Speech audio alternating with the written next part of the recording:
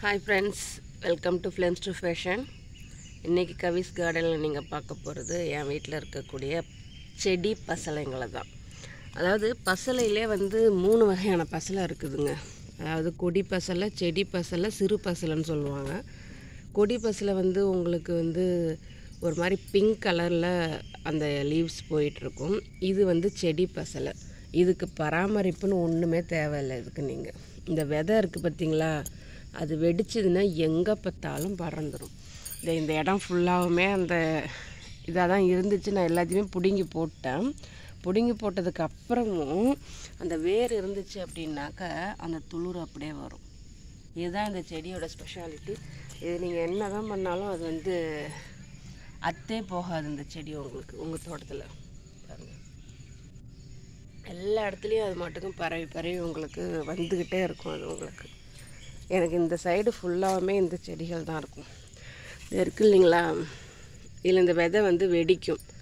இது வெடிச்சது அப்படின்னாக்கா எங்கே பார்த்தாலும் தானாக பரவும். இது வந்து ரோஸ் கலர் ஃப்ளவர் இதில் வரும். இதில் இந்த விதை வெடிச்சது அப்படின்னாக்கா எங்கே பார்த்தாலும் பரவும் எனக்கு.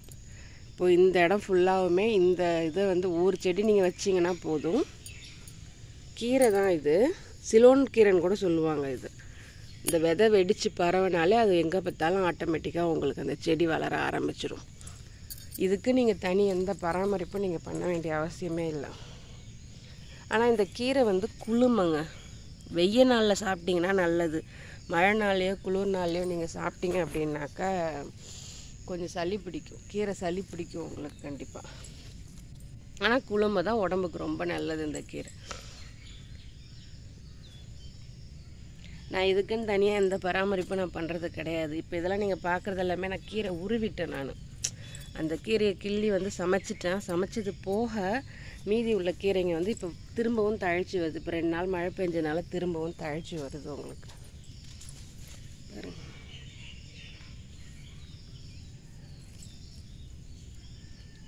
நீங்கள் பிடுங்கி போட்டுக்கிட்டே இருந்தாலும் அது வளர்ந்துக்கிட்டே தாங்க இருக்கும். அது வளர்றதை நிறுத்தவே நிறுத்தாது. தெரியுதுங்களா? இன்னமும் காட்டினா போயிட்டே இருக்கும். எனக்கு தோட முழுக்க அது மாட்டுக்கும் போயிட்டே இருக்கும் அந்த செடி உங்களுக்கு. இந்த கீரை உடம்புக்கு ரொம்ப நல்லது கூட, குளுமையும் கூட. இந்த உடம்பு பாடி ஹீட்டாக இருக்குதுன்னு சொல்லுவாங்க இல்லைங்களா, வாய் வெடித்து போகிறது, அடிக்கடி கொப்பளம் வர்றது, அதுக்கெலாம் நீங்கள் இந்த கீரையை வந்து கடைஞ்சி சாப்பிட்டிங்கன்னா உடம்புக்கு ரொம்ப நல்லதுங்க. ஸோ உங்கள் வீட்லேயும் நீங்கள் இந்த செடி பசலை வச்சுருந்தீங்க அப்படின்னாக்கா எப்படி மெயின்டைன் பண்ணுறீங்கன்னு எனக்கு கமெண்ட்டில் சொல்லுங்கள். தேங்க்ஸ் ஃபார் வாட்சிங்.